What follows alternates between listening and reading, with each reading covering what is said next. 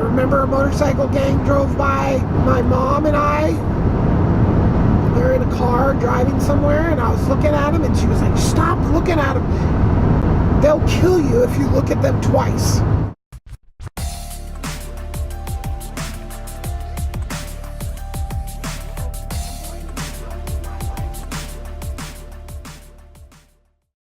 At some point, my dad got the settlement from my grandfather shooting him, and he used part of that money to put a down payment on a house, and he bought a house directly across the street from the school the grade school that I was in, like literally just right across the street. So he used the money that he got to buy some other things as well. One of those things that he bought, aside from the house, was a roach coach. So a roach coach is like this old food cart type of thing before food carts were called food carts. And this one in particular was just like a pickup truck that had the bed removed and this custom bed put on. And the custom bed, the sides would open up, and you had like racks, soda fountains, hot dog bar, so all this type of stuff, right? Now, I only saw this little truck my dad bought go to across the street to go to baseball games. Now, before my dad did this, he would, at the baseball games, like the parents would have like a little table, and there would be, little snacks maybe or something like this, right? And then my dad buys this truck, and he pulls it into a baseball game, a little league baseball game, and like up on the side, it's like this game, and there's just two teams and the parents, and then here's my dad in this fucking truck trying to like make a living off all these people that are just, there to watch their kids. So he bought this thing, he filled it full of food, like gum and candy and chips and just all this. And it just literally just sat out in front of the house.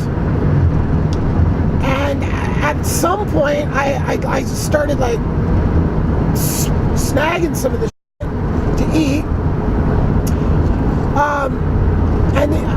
A side story from years and years earlier was, I remember coming home from school to the apartment complex, and like my dad had just made this thing for me for like dinner or something, where he took graham crackers and I think cake frosting, some kind of jar of frosting or something like this, right?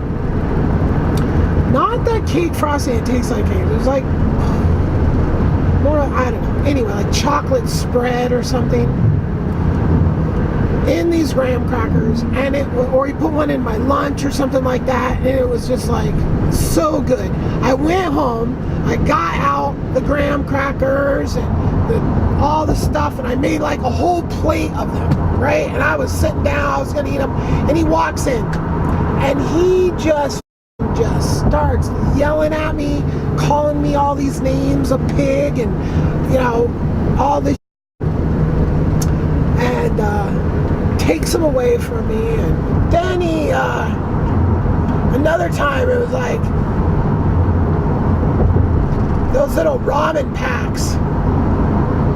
Like I had a friend that was starving, some poor kid, and he's like, "Oh, hey, have you ever eaten those things without the water?" I'm like, "No, really? You can eat them without the water?" And he's like, "Yeah." And he's like, so we're in there, and he catches this, and I guess I was not allowed to get into food when my dad was like authorizing it. So fast forward, so we live in this house. Now I'm swiping this food out of there years later, and I don't ever think I got in trouble for it at that point. And my dad started off, I'd say he was the worst he was the farther back I can remember. And then the more recent the memories get, the bigger I got, like the less, and he was gone by the time I was 16, so the memories obviously stop at that point. Maybe at some point he got in some trouble or something, I don't know. That hand slap in the face thing seemed to be, I don't know if I can remember much after that. I'm sure there's some other failed type of business type things. I mean, the things my dad spent his money on, that he got that $20,000, he got a house, he got a roach coach, he took us to a trip to Hawaii. So my stepmom, my little brother, and myself flew to Hawaii. Now, it's kind of more like ridiculous shit my dad did.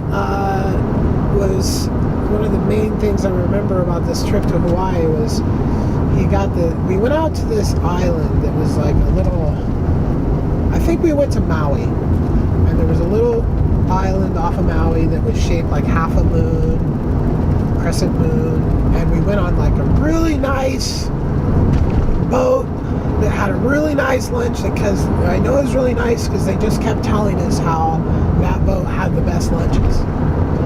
And I'm a kid, it was like crackers and stuff, I think. My dad, for some reason, decided to get all of the snorkeling gear that we needed for this trip in Maui in Portland, Oregon. And I remember it like being a hassle the whole time, like a huge bag, enough for a whole family. And like, we get to the thing and it's like, we didn't even need it. They had everything. It was like a hassle that we had all this stuff in their way. It was just typical, who thinks that? Like, oh, I'm going to Hawaii. I'm going to rent the scuba gear in Portland, Oregon and put it on the plane? Like, are you kidding me? Dealing with luggage like that? Like, yeah, I guess it just shows how completely amateur my dad wasn't traveling. Like, that may have been the only trip he ever went on. No, he flew around, but as far as a trip, I don't know, vacation type trip, that might have been it. So, I don't know. So we went to Hawaii, and this Hawaii trip was kind of ridiculous because it was like over spring break, and my stepmom went to all this effort to get all this schoolwork for me and my little brother to do while we were in Hawaii. And every single day, in the middle of the day, we were in the condo doing homework. I don't know. Like, it might be too hot out. We'll get a hat or an umbrella or something. I mean, you're in Hawaii. You can do homework anywhere. Go see. That's what the kids are going to learn, and they're going to explore, and they're going to have much more mind-expanding experiences being outside the hotel room not doing homework than they are inside the hotel room doing homework. It's like some timeshare condo thing. Anyway, just ridiculous. Just like, what are you thinking? In retrospect, as a kid, you don't really think that, but as I think back and I look at my life and I think about this, I don't know what my parents were thinking. Other things I remember surfing. I remember body surfing. I remember being slammed into the beach really hard because I body surfed too long. I remember a train ride through some sugarcane fields, swimming in the ocean, swimming in pools. I always did like swimming. I took swimming lessons at this elk lodge that was kind of pretty much like just right down the street from the apartment so when I was living in the apartment with my dad, I was going down the street during the summer vacations to take swimming lessons. And I progressed all the way up through their thing and got like, I don't think I got certified as like a lifeguard, but I got certified as like, if there's a step before that. Anyway, they had all kinds of certificates for being there and going through and swimming so far, swimming with your clothes on, staying in the pool for, hours on end with your nothing but your clothes to, simulate you had crash landed and survived, and now you're in the middle of the ocean and all you got, except you're just in a pool. And the ocean is a lot more vicious than a goddamn pool. Holy cow. Waves, sharks, yeah. Anyway, a little bit different. So that was a big trip, and this is with the stepmom person, and she was there for, I can't remember if she was there in the apartment or just the house. The type of person my dad was. When he got money, he bought like the entire Louis L'Amour book writer, author of, I don't know, Western books maybe.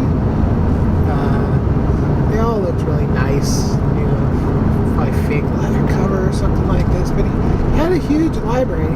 He would read all the time. Well, also turns out he would drink a lot. I didn't really get that, but he was drinking at a bar, so he didn't drink in front of me. He drank and then came home, and I didn't know, and I was already supposed to be in bed or whatever the case may be. But yeah, and he had a friend back in the day that, I remember we'd go over to their house and like it was a couple, and my dad and me would go over there and we'd like all play like Uno, Skip Bo, I think that was another one. These new wave card games or whatever. And I think that was the dude that was selling my dad weed, if I had to guess, because there was always that moment where it's like, oh, hey, come over here and like, here, put these headphones on, listen to this magical headphone with this oh yeah, well, they're gonna do something else, right? So yeah, I don't know, this guy was like a big time bicycle rider. I think he's literally the guy that invented the bicycle shirt that has a pocket in the back of the shirt. I think right now, if he was able to actually like just completely cash in on that whole thing or not, I don't know. But it was him and his wife, and we used to hang out. He was also like a rock climbing dude too. I don't know much about his wife. She smoked cigarettes, kind of quiet. She was dark complected, maybe Southern Italian or something like that. Or Puerto Rican maybe. Yeah, I don't think my dad, I've talked about my grandpa being racist. I don't think my dad was a racist. At least that I know of. Like, obviously, he might have just been trying not to be a racist in front of me. But I don't know why that's pertinent. My upbringing, I guess. My mom and my stepdad were definitely not racist. I think my mom actually eventually had a black boyfriend at some point for years. Ever. Something, maybe like 10 years. So, yeah. Grandpa was. But anyway, back to the early years. My dad was an NRA member. And, well, I think I was an NRA member too. I remember I got my first rifle, which was like a 22, and I got that when I was young, super young. I also got a motorcycle when I was pretty young too. I'm just really bad at actually nailing down what ages I was for all this stuff. I want to say like 8, like maybe 8 for the motorcycle. So yeah, I had a little Honda 50, and it was kept out at my grandparents' house, my dad's mom's house. She had a husband that was a truck driver. That was her second husband or something like that. And he was kind of a fat guy. I think I called him Grandpa. And he had a big fat belly. And he would make strange things out of beer cans. Like little figurines that you would pull up the can, but it would stay, it wouldn't like come off. It would just like, it looked like a little person. You'd pull it up, and either it would just be a bush, or it'd be a freaking dowel that would fall down. So it was like, you'd pull the can up, and it would be, you know, a girl can or a boy can, right? I mean, just super odd little thing that I remember about him that he would build. Early in the years, when I was younger, their beach house, it was actually not, it was close to the beach, but it was probably like 20 minutes away from the beach. They had just like a single wide mobile home. But then years later, they got a double wide or a triple wide. Double wide. Really nice. Big huge satellite dish. And so when my dad left, I had already been living with my mom. Just kind of got away from that side of the family. So that side of the family, I think I basically lost contact with it, like maybe like 13, like maybe a couple times after 13 or something like that. So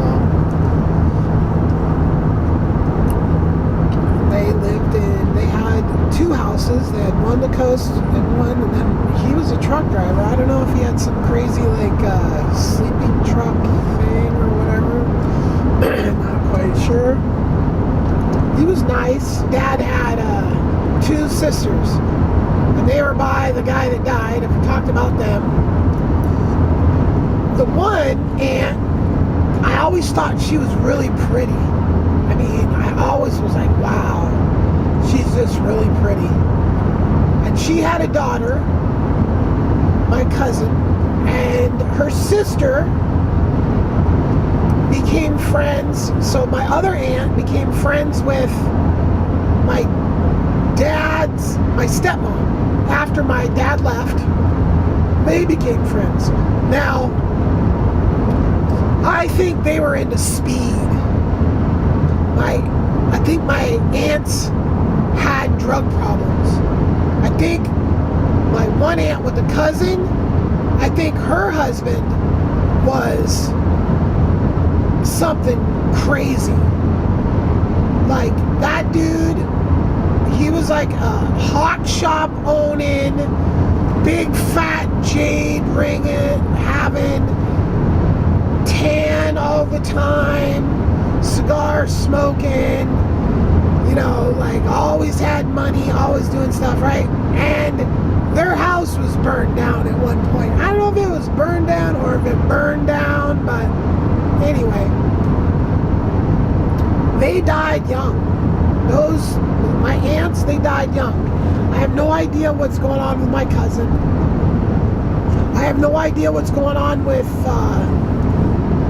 anybody in my family anymore. Most of them are probably dead. My mom and my little brother are probably not dead.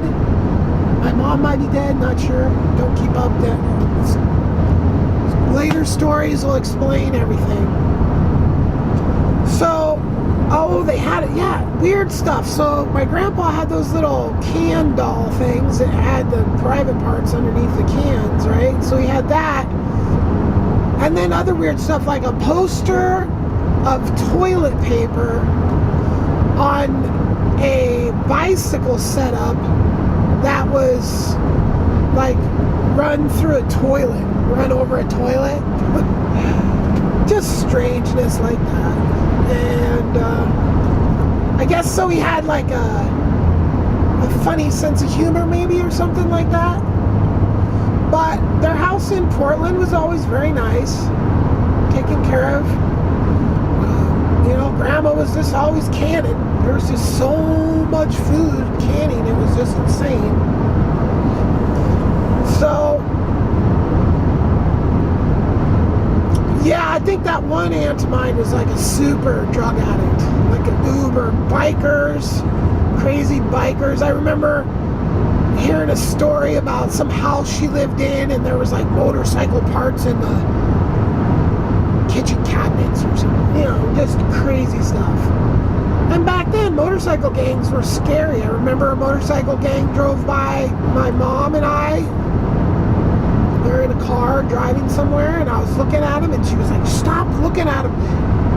They'll kill you if you look at them twice."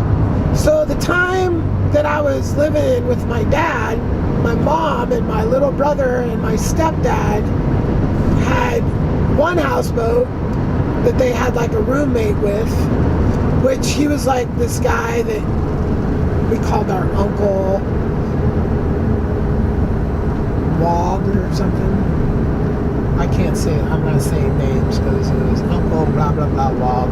Anyway, he was a nice guy. He was like a coach at the college. It's all about the college that my stepdad worked at. So they had bought another house and literally like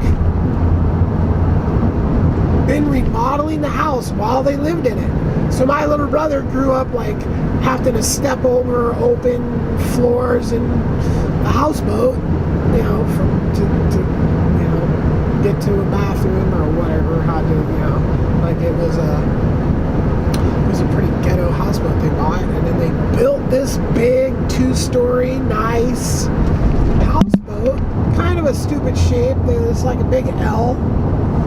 So it's like they had this big open deck on the top that I don't know, somebody probably finished out now. I'm sure the